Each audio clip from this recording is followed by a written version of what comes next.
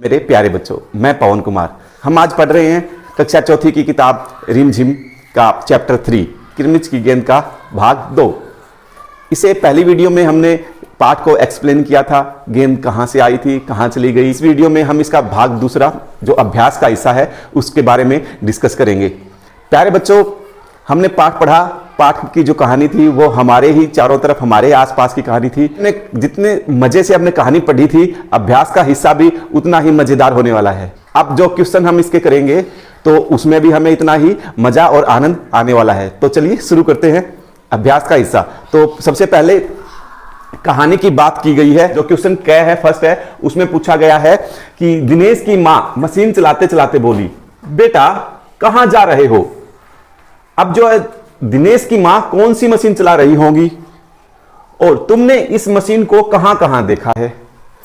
अब ये बात पूछ ली तो मशीन की बात हो रही थी और कौन सी मशीन चला रही होगी दिनेश की मम्मी, और दिनेश की मम्मी जो मशीन चला रही है, आपने उस मशीन को और कहां कहां देखा है। दिमाग में बहुत सारी बातें आती है क्योंकि पाठ में तो हमें मशीन के बारे में बताया ही नहीं गया कि वो कौन सी मशीन चला रही थी। तो घर पे मशीन कौन कौन सी होती है। एक तो सिलाई मशीन होती है जो हमारी मम्मी अक्सर चलाती है और कपड़े सिलती है, और एक और कौन सी मशीन, एक वॉशिंग मशीन होती है जो कपड़े धोने के काम आती है। आजकल वो भी चलती है घर पे। लेकिन कहानी में जो बताया गया है उसमें सबसे ज्यादा हमें जो लग रहा है वो सिलाई मशीन के बारे में लग रहा है। तो आइए देखते हैं इस बात का जवाब हम कैसे देंगे। प्यारे बच्चों, इस बात का जो उत्तर है, इसका जवाब हम दे सकते हैं कि दिनेश की मां सिलाई वाली मशीन चला रही होंगी। मैंने इस मशीन को अपने घर में और पड़ोस के घरों में देखा है। तो जो हमारा अंदाजा है, जो मशीन वो जो चला रही होगी वो जरूर सिलाई मशीन ही होगी। और सिलाई मशीन को हमने अपने घर में भी देखा है, मम्मी अक्सर चलाती है, और पड़ोस में भी, आसपास में पड़ोस में हमने सिलाई मशीन को चलते देखा है। घरों में हमारे अक्सर यूज होती है सिलाई मशीन। पहले क्वेश्चन का जो जवाब है वो हमें अपने आसपास ही मिल गया। उसके बाद देखते हैं दूसरी बात हमसे क्या पूछी गई है। प्यारे बच्चों, उसके बाद अगली बात जो बात हमसे पूछी गई है, अगला जो क्वेश्चन हमसे पूछा गया है, दिनेश ने सारी सीताफल की बेल छान मारी। फिर दिनेश क्या खोज रहा था। दिनेश को कैसे पता चला होगा कि क्यारी में वही चीज गिरी है। अब यह बात हमसे पूछी जा रही है तो इसका जवाब कहां से देना है। हमने कहानी पढ़ी है, कहानी में से ही हमें इसका जवाब मिला है। तो देखिए इसका हम उत्तर, इसका आंसर जो हम कैसे देंगे। दिनेश वह चीज खोज रहा था जिसकी धम से गिरने की आवाज उसने सुनी थी। उसके बाद दिनेश के अनुमान लगाया होगा कि क्यारी में वही चीज गिरी है। अब जैसे उसको धम की आवाज सुनाई दी थी ना, तो उसी समय उसने उसी चीज से, उसी आवाज से ही उसने उसका अनुमान लगाया है। जो क्वेश्चन गया है उसमें पूछा गया है, उसमें दिनेश अच्छी तरह जानता था कि गेंद दीपक की नहीं है। दिनेश को यह बात कैसे पता चली कि गेंद दीपक की हो ही नहीं सकती। इस बात का कैसे अंदाजा आया होगा। अब बताओ, कहानी आपने भी पढ़ी है, समझी है, सीखी है, कहानी हमने डिस्कस की है। अब कहानी में कैसे अंदाजा आया होगा ये इस बात का कि वो उसकी गेंद हो ही नहीं सकती, कैसे। तो इसका उत्तर होगा, इसका जिसकी जो समझ है, दिनेश को पता था कि दीपक की गेंद 5 महीने पहले खोई थी और यह गेंद बिल्कुल नई थी, चमचमाती हुई। तो जो 5 महीने पहले जो गेंद खो गई थी, इतनी पुरानी गेंद पे तो रेत, मिट्टी, धूल मिट्टी जमना स्वाभाविक है। वो जमेगी पुरानी होने के बाद। हमारे घर पे भी जो चीजें पुरानी समय से रखी रहती है, अगर सफाई ना करें, वो गुम हो जाए, तो उसके बाद उस पर रेत हमें जमी मिलती है। तो इसी बात से उसको अंदाजा हो गया था कि बॉल उसकी तो नहीं है। उसके बाद दीपक बार बार गेंद को अपनी क्यों बता रहा होगा। अब दीपक को क्या थी कि वो बार बार कह रहा था, नहीं ये तो मेरी है, ये तो मेरी है, ये तो मुझे चाहिए, मुझे लेनी है। उसका जवाब दो बच्चों, दीपक की अपनी गेंद खो गई थी, इसलिए वह मिली हुई गेंद को हथियाना चाहता था। अब उसको क्या था कि जो गेंद मिल जाए, मेरी तो गुम हो गई, अब जो मुझे मिल जाए उसको मैं कैसे न कैसे, किसी न किसी तरीके से हथिया लूं, अपना लूं, इसको मैं अपनी बना लूं, कैसे न कैसे, कुछ भी बोलना पड़े चाहे मुझे। इसके लिए वो बार बार झूठ भी बोल रहा था और इस झूठ को हमने पकड़ लिया था। जो समझदार बच्चे हैं वो सामने वाले की चालाकी और उसकी बदमाशी पकड़ लेते हैं। इसके बाद की बात अब देखते हैं क्या है। यह गेंद किसकी, जो बॉल है वो किसकी है, वो है कौन, उसका मालिक। तो उसमें हमसे पहली बात जो कै रूप में हमसे पूछी गई है, क्वेश्चन कै जो है, दीपक ने गेंद को अपना बताने के लिए उसके बारे में कौन कौन सी बातें बताई। अब दीपक बार बार कह रहा था ना कि गेंद तो मेरी है, तो उसके लिए वो बार बार उसके एक्सक्यूज भी दे रहा था, उसके बारे में कह रहा था कि ये तो कुछ बता रहा था, नहीं ये तो मेरी है, ये तो मेरी है। तो वो क्या क्या बातें वो कह रहा था उसके बारे में, आइए वो देखते हैं। इसका होगा दीपक ने गेंद को अपना बताते हुए बोला। पहला जो उसने बोला था वो था कि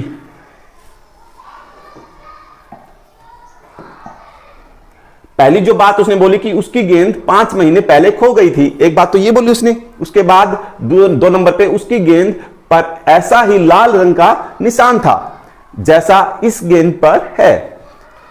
उसके बाद तीसरी बात उसने कही, उसकी गेंद के टप्पे से भी ऐसी ही आवाज आती थी, जब वो बॉल टप्पा खाती थी तो उससे ऐसी ही आवाज आ रही थी। उसके बाद 3 के बाद 4 नंबर पे उसने कहा वह अपने पापा से भी कहलवा सकता है कि यह गेंद उसी की है। ये 5 एक्सक्यूज दिए थे अपनी बनाने के लिए गेंद को। प्यारे बच्चों, उसके बाद देखते हैं और क्या बात हमसे पूछ रहे हैं। अगले क्वेश्चन 6 में हमसे पूछा गया कि अगर दीपक और दिनेश गेंद के बारे में फैसला करवाने तुम्हारे पास आते तो तुम गेंद किसे देती? यह भी बताओ कि तुम यह फैसला किन बातों को ध्यान में रखकर करती? मैं गेंद दिनेश को देती क्योंकि वह जो गेंद है उसी को मिली थी।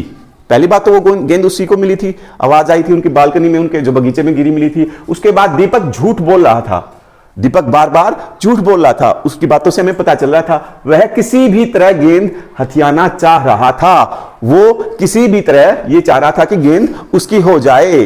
तो हम दीपक को तो गेंद नहीं देते, गेंद किसको मिलती? दिनेश को, क्योंकि दिनेश को ही वो गेंद अपने बगीचे में गिरी मिली थी। फिर हमसे पूछा गया कि गेंद की कहानी, गेंद स्कूटर के साथ कहीं चली गई, उसके बाद गेंद के साथ क्या क्या हुआ होगा सोचकर बताओ। अब ये आपकी सोचने की बात है, आप कितना सोच सकते हो, आप अपने दिमाग को कहां कहां घुमा सकते हो, आपके दिमाग में क्या क्या नई बातें आ सकती है, ये हमें देखनी है। जो स्कूटर वाले के घर के बच्चे नई गेंद देखकर खुश हो गए होंगे, वे गेंद लेकर तुरंत खेलने चले गए होंगे। अब नई गेंद गई है स्कूटर के साथ, तो स्कूटर वाले के घर पे भी तो छोटे बच्चे होंगे, गेंद देख के वो इतने खुश होंगे कि आते ही गेंद लेके खेलने चले गए। ये मैंने सोचा आपने भी ऐसा कुछ सोच सकते हैं। अब अगली बात देखते हैं क्या पूछी गई है। हमसे पूछा है, मान लो तुम्हारा कोई खिलौना घर में ही कहीं खो गया है, तुमने अपने साथियों को घर पर बुलाया है ताकि सब मिलकर उसे खोज लें। तुम अपने खिलौने की पहचान के लिए अपने साथियों को कौन कौन सी बातें बताओगी? लिखो।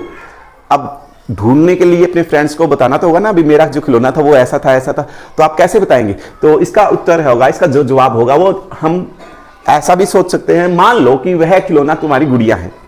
पहचान के लिए मैं अपने साथियों को, अपने दोस्तों को बताऊंगी कि यह जापानी गुड़िया है जो बिजली से नाचती है, वह गुलाबी फ्रॉक पहनती है, उसके बाल घने लंबे और काले हैं, उसकी आंखें इस समय बंद होंगी, वो जब कहीं लेटी हुई होगी तो उसकी आंखें बंद होंगी। तो ये हमने अपना जो खिलौना था जो गुम हो गया हमारे घर में, उसकी पहचान अपने दोस्तों के साथ साझा की है, उनको बताया है। जब उनको ढूंढेंगे तो वो उसको मदद मिलेगा कि ये किस तरह का उसका खिलौना हमारा गुम हुआ है। उसके बाद देखते हैं प्यारे बच्चों, उसके बाद क्या अगली बात में हमसे पूछा गया है, कहां। अब कहां में क्या पूछा है देखते हैं, पढ़ते हैं। सामने की क्यारी में भिंडियों के ऊंचे ऊंचे पौधे थे, एक और सीताफल की घनी बेल फैली हुई थी। सीताफल की क्या होती है? बेल होती है, और भिंडी का होता है वो पौधा होता है। बताओ और कौन कौन सी सब्जियां बेल और पौधे पर लगती है। अब हमें बताना है पौधे पे लगने वाली और बेल पे लगने वाली सब्जियां कौन कौन सी होंगी। तो देखो इधर हमने बेल और इधर पौधा। बेल पे लगता है कद्दू, तोरी, यहां पे तोरी लिखा है, इसको तोरी कर लें, ये होगा तोरी। उसके बाद करेला, फिर ककड़ी और मटर, ये सब्जियां हैं, ये बेल पे लगती है। और पौधे पे टमाटर का पौधा होता है छोटा सा, बैंगन का भी पौधा होता है, मिर्च, पपीता, ये जो है ये पौधे पे लगते हैं, इनकी बेल नहीं होती, इनका पौधा होता है। प्यारे बच्चों इसके बाद देखते हैं, खोजो आसपास क्या होगा, देखते हैं। दिनेश चिक सरकाकर बरामदे की ओर भागा। अब क्या बात जो हमसे पूछी गई है वो है, चिक पर्दे का काम करती है, पर चिक और पर्दे में फर्क होता है, इन दोनों में क्या अंतर है, समूह में चर्चा करो। अब जो चिक होती है और पर्दा होता है उसमें अंतर क्या है? चिक और पर्दे में फर्क होता है बच्चों। पर्दा जो है वो सीधा कपड़े का बनता है, और जो चिक होती है वो बांस की पतली पतली टहनियां या बांस की लकड़ी से बनती है, और वो भी उसके ऊपर कपड़ा लगा होता है, और उसको भी हम गोल गोल ऐसे समेटते हैं, रस्सी के सहारे रस्सी से खींचते हैं तो वो गोल गोल गोल के फोल्ड होके बंद होके ऊपर चली जाती है, और रस्सी के सहारे उसको रस्सी ढीला छोड़ते हैं तो वो धीरे धीरे नीचे आ जाती है। तो चिक और पर्दे में इस प्रकार फर्क होता है। उसके बाद हमारा इसी तरह पता लगाओ कि इन शब्दों में क्या अंतर है। कुछ और शब्द हमें दिए गए हैं, जैसे टहनी और तना, पेड़ पौधा, घूस चूहा, मुंडेर और चार दीवारी। अब इनमें क्या अंतर है ये अब हम देखते हैं। सबसे पहले एक नंबर पे टहनी, पेड़ की डाली जो होती है वो उसको हम टहनी भी कहते हैं। पेड़ की जो डालियां होती है बहुत सारी उनको हम टहनियां भी कहते हैं। 2 नंबर पे तना, तना जो होता है पेड़ का मुख्य भाग जो काफी मोटा होता है, और उसमें से आगे जाके टहनियां अलग अलग फटती है। जो मेन भाग होता है पेड़ का, ट्री का, वो तना होता है। उसके बाद पेड़ जो है, पेड़ बड़ा और मजबूत होता है ना। पौधा छोटा और कमजोर होता है। पौधे तो छोटे छोटे होते हैं पर पेड़ जो है वो काफी बड़ा होता है। जो घूस है वो बड़ा होता है। चूहे का जो बड़ा रूप आपने देखा होगा, कई बार बड़ा चूहा कहते हैं, बड़ा चूहा उसको घूस कहते हैं। वो हमारे पार्क में, बगीचे में बड़े बड़े सुराख, मिट्टी खोद खोद के बड़े बड़े होल कर देता है। उसके बाद चूहा तो बिल्कुल छोटा सा होता है। घर पे आपने देखा ना, टॉम एंड जेरी कार्टून भी देखा होगा आपने, हाँ उसमें है ना, जेरी जो है चूहा वो है माउस। उसके बाद मुंडेर जो है वो छत के चारों तरफ उठी दीवार मंडेर कहलाती है। मंडेर होती है हमारी ऊपर छत के ऊपर एक दीवार निकाल दी जाती है, छोटी छोटी, ताकि कोई दीवार से, छत से नीचे ना, ताकि कोई छत से एकदम नीचे ना गिर जाए, इसके लिए छोटी छोटी दीवार निकाल दी जाती है आपकी छत के ऊपर। ये इसको मुंडेर बोला जाता है। यह अधिक ऊंची नहीं होती, ठीक है। उसके बाद चार दीवारी इन्होंने पूछी है। मुंडेर और चार दीवारी में, चार दीवारी जो है वो घर या जमीन को चारों ओर से घेरने के लिए उठाई गई दीवार, यह अधिक ऊंची होती है। जो चार दीवारी हमारे घर के चारों तरफ भी होती है और ये काफी ऊंची होती है, और ये हमारे घर को कवर करके रखती है बाहर से, है ना। देखिए अगली बात जो ख रूप में हमसे पूछी गई है, ख क्वेश्चन, चिक सरकंडे से भी बनती है और तीलियों से भी। सरकंडे से और क्या क्या बनता है अपने आसपास पता करो और लिखो। अब वो देखो, इस पिक्चर में देखो, आप देख लिया।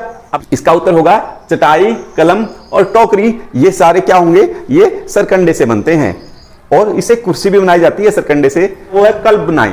अब कल्ब जो एक ग्रुप बनाने के लिए बोला गया है। ग्रुप कैसे बनाते हैं, कल्ब कैसे बनता है, उसके लिए मान लो तुम्हें अपने स्कूल में एक कल्ब बनाना है जो स्कूल में खेल कूद के कार्यक्रमों की तैयारी करेगा। अब जो कल्ब बनाया है, एक आपने टीम बनाई है अपनी, वो आपके स्कूल में जो गेम ऑर्गेनाइज होंगे, जो खेल होंगे, उनमें हिस्सा लेगा, और वो पूरा ऑर्गेनाइज उस क्लब को ही करना है जो आपने एक टीम बनाई है। जो एक युवा, गांव में भी क्लब होते हैं, आपने देखा होगा, बच्चे गांव के कुछ युवा साथी इकट्ठे होते हैं और एक ग्रुप बना लेते हैं, क्लब बना लेते हैं, उसके मेंबर होते हैं, और वो गांव में या शहर में अच्छी अच्छी एक्टिविटी जो हिस्से जो ऑर्गेनाइज करते हैं, प्रोग्राम करते हैं, ठीक है। तो आपको भी अपनी क्लास में, अपने स्कूल में, अपने बच्चों, अपने दोस्तों के साथ मिलकर एक क्लब बनाना है। अब इस क्लब में शामिल होने और इसको चलाने आदि के बारे में नियम सोचकर लिखो।